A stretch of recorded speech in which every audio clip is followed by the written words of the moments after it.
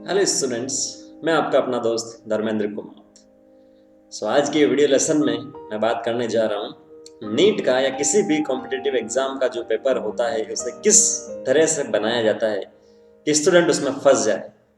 ठीक है, जो एग्जाम होता है वो केवल आपकी नॉलेज को चेक नहीं करता है, वो बहुत सारी चीजें चेक करता है, आपकी स्पीड को, आपकी एक्यूरेसी को। ठीक है, तो ये जो सारी चीजें हैं वो 3 घंटे में आपको अप्लाई करनी होती है। आज की वीडियो लेसन में मैं वही बात करने जाऊंगा जिसमें मोस्टली 90% जो स्टूडेंट होते हैं वो एक गलती करते हैं और उनकी जो नॉलेज है, उनको सब्जेक्ट पे कमांड अच्छे होते हुए भी वो सिलेक्शन से वंचित रह जाते हैं। अगर उनसे कोई पूछेगा सामने फेस टू फेस तो उसका आंसर वो बता देंगे किसी भी क्वेश्चन का, लेकिन उस एग्जाम में वो सही नहीं कर पाते हैं, उनका स्कोर सही नहीं आता है। ऐसा क्यों होता है? कौन कौन सी ऐसी गलतियां होती है जिसे स्टूडेंट करते हैं मोस्टली, और उसे किस टाइप से अपन हटा सकते हैं और किस टाइप से एग्जामिनर आपको फंसा रहा है क्वेश्चन। स्टार्ट अपन करते हैं। अगर मैं बात करूं किसी भी पेपर में, किसी भी कॉम्पिटिटिव एग्जाम का जो पेपर होता है इंक्लूडिंग नीट, 3 प्रकार के क्वेश्चन होते हैं। पहला प्रकार होता है सरल प्रकार, जिसमें जो क्वेश्चन है बहुत इजी होता है, देखते ही आपको आंसर आ जाएगा उसका। दूसरा, अच्छा, सरल जो प्रकार होते हैं वो लगभग 50% या 45% के आसपास जो क्वेश्चन होते हैं वो सरल प्रकार के होते हैं। 100 में से अगर बात करें तो 45 या 50 क्वेश्चन सरल होंगे। उसके बाद में कुछ क्वेश्चन ऐसे होते हैं जो मध्यम प्रकार के होते हैं, ना सरल होते हैं ना वो हार्ड होते हैं, और उसका प्रतिशत होता है 25 से 30%। क्लियर है? और सबसे लास्ट में होते हैं हार्ड, कठिन प्रकार के जो प्रश्न होते हैं, 15 से 20% वो होते हैं। तो एग्जामिनर जो होता है वो कुछ इसी टाइप से इन क्वेश्चंस को ध्यान में रखते हुए पेपर को सेट करते हैं, और विद्यार्थी जो है, स्टूडेंट है, वो फंस जाता है यहाँ पर। कैसे? अगर आप कोचिंग में टेस्ट दे रहे हैं या सेल्फ स्टडी करके क्वेश्चंस आप निकाल रहे, तो आपकी हैबिट क्या होती है कि पहला, दूसरा, तीसरा, चौथा, पांचवा, छठा, इस टाइप से आप क्वेश्चन अटेम्प्ट करते हैं। अगर आपको पांचवा क्वेश्चन नहीं है तो आप उसे पूरा टाइम दे रहे हैं, 5 मिनट, 10 मिनट या 15 मिनट, बोले इसके पीछे पड़ गए, ये क्वेश्चन आएगा तभी आगे चलेंगे। ठीक है, तो उस केस में जो है आपका टाइम वेस्ट हो रहा है, आप टाइम मैनेजमेंट नहीं कर रहे। जबकि नीट में आपकी एक्यूरेसी, मतलब कितने सही हुए, आपकी स्पीड, किस स्पीड से आप कर रहे हैं, सब कुछ देखा जाता है। तो आपको वो चीजें नहीं करनी है जब आप एग्जाम में बैठे। तब आपको पेपर अटेम्प्ट करना है तो 3 स्टेप में करना है। 180 क्वेश्चन अगर है पेपर में तो आपको फर्स्ट क्वेश्चन से स्टार्ट करना है, या जो भी सब्जेक्ट आपकी स्ट्रॉन्ग है, बायो, केमिस्ट्री या फिजिक्स, वहां से आपको स्टार्ट करना है। और फर्स्ट राउंड में जो क्वेश्चन आपको एक बार में देखते ही आ जाते हैं उससे आप कीजिए अटेम्प्ट, सोचना भी ना पड़े, बस देखते आ गए अच्छा इसका आंसर ये है। उन क्वेश्चंस को आप फर्स्ट राउंड में निकाल लीजिए, तो 45% के आसपास क्वेश्चन निकल जाएंगे।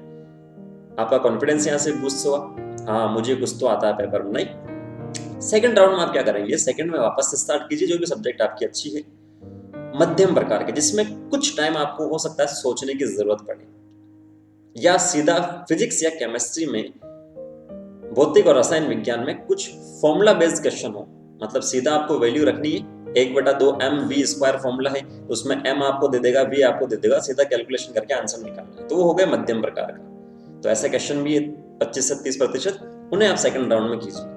और थर्ड राउंड में जो हार्ड है उससे आप कीजिए, उससे आप टाइम अगर बचता है तो उसे पूरा पूरा टाइम दे सकते हैं, कोई दिक्कत नहीं, क्योंकि जितना आपको आता था वो आपने कर लिया है। और सरल और मध्यम प्रकार के क्वेश्चन अगर आप सही करते हैं काफी संख्या में, तो आप सिलेक्शन की कैटेगरी में पहुंच जाएंगे। हार्ड वाले क्वेश्चंस तो होते हैं रैंक के लिए, ठीक है, और आपको रैंक लेके आनी है तो उसे भी करना पड़ेगा। अब बात करते हैं एग्जामिनर किस टाइप से अपने को फंसाते हैं। सपोज करो 91 नंबर ये क्वेश्चन था, ये इजी था, ये आपको आता है फिजिक्स से, ये आपको आता है। देन उसके बाद में 92 नंबर क्वेश्चन, ये भी आपको आता है, मैंने मान लिया। 93 क्वेश्चन नंबर जो है ये भी आपको आता है, ये भी मैंने मान लिया। 94 देखो सीधा दे रहे, प्रतिबल की बीमारी क्या है, ये आपको देखते आ जाएगा, ये भी आ गया, आपको मान लिया। मैंने माना कि 95 नंबर जो क्वेश्चन है वो आपको नहीं आया, वो हार्ड की कैटेगरी में, तो आपने 4 क्वेश्चन की, 5वें पे आप आ गए। अब आप क्या करेंगे, इस क्वेश्चन को सोल्व करने बैठ जाएंगे। 180 क्वेश्चंस होते हैं और 180 मिनट ही होते हैं, मतलब 1 मिनट में आपको एक क्वेश्चन करना होता है। तो इस 95 में आप अटक गए, आप इसे 2 मिनट, 5 मिनट, 10 मिनट तक सोल्व कर लें। ये आपको नहीं आया, फाइनली आपको आंसर नहीं आया, आपको इसे छोड़ना पड़ा, आप चले 96 नंबर क्वेश्चन, ये मध्यम प्रकार का, ये भी आपको आ गया। 97 इजी प्रकार का है, ये भी आपको आ गया, देखते ही दिख रहा है। 98 भी आपको आ गया, 99 के लिए मैं वापस से चलता हूँ कि आपको नहीं आया, ये हार्ड है। आप इसमें वापस से माथापच्ची कर रहे हैं, फिर भी आपको आंसर नहीं आ रहा, फिर आखिर में आपको इसको छोड़ना पड़ा 5 मिनट या 7 मिनट के बाद में। तो 95 और 99 दोनों में आप अटक गए, दोनों में आपने टाइम वेस्ट कर दिया। ठीक है, एक सीक्वेंस में आप कर रहे हैं तो एग्जामिनर ने क्या किया है, इस 95 नंबर क्वेश्चन में आपको फंसाया है। क्यों? क्योंकि 95 नंबर क्वेश्चन हार्ड था। आपने 4 कर लिए, 91, 92, 93, 94 आपने कर लिए क्योंकि वो इजी थे। आप 95 में आपने अपना टाइम लगा दिया, यहाँ पर टाइम वेस्ट कर दिया आपने, क्योंकि आप पेपर की स्ट्रेटजी को नहीं समझे। ठीक है, तो आपको 95 में एग्जामिनर ने फंसाने के लिए यहाँ पर दिया है। इजी इजी एक साथ थोड़ी है। अभी आप कोई बुक सोल्व कर रहे हो या कोचिंग में आपको करवाया जा रहा है, टेस्ट आप दे रहे हो, तो वहां कुछ बुक्स ऐसी होती है कि जिसमें इजी क्वेश्चन का सेक्शन अलग होता है, उसके बाद में फिर थोड़ा सा हार्ड, फिर हार्ड, इस टाइप से चलता है। लेकिन पेपर में तो ऐसा कहीं लिखा नहीं आता कि ये इजी है हार्ड है, वो अपने हिसाब से बनाएंगे। तो आपको देखना है कि ये क्वेश्चन में मेरा टाइम थोड़ा सा लगेगा, थोड़ा टाइम लगेगा मुझे, तो इसे मैं छोड़ दूं, इसे मैं थर्ड राउंड के लिए छोड़ देता हूँ। अगर आपने सरल और मध्यम प्रकार के क्वेश्चन में 70% आपका टाइम दे दिया, मतलब आपने 120 मिनट में कर लिया है, ठीक है, तो बाकी जो बचेगा उसमें आराम से इन क्वेश्चन को आप सोल्व करोगे। तो एग्जामिनर आपको जो पेपर बना रहे हैं, वो जो सेट कर रहे हैं, वो आपको फंसाएंगे, फंसाने की कोशिश उनकी पूरी पूरी है। अगर आप फंस गए तो वो आपको फेल करने में सफल हो गए, नहीं, वो सफल हो रहे और आप असफल हो रहे हो।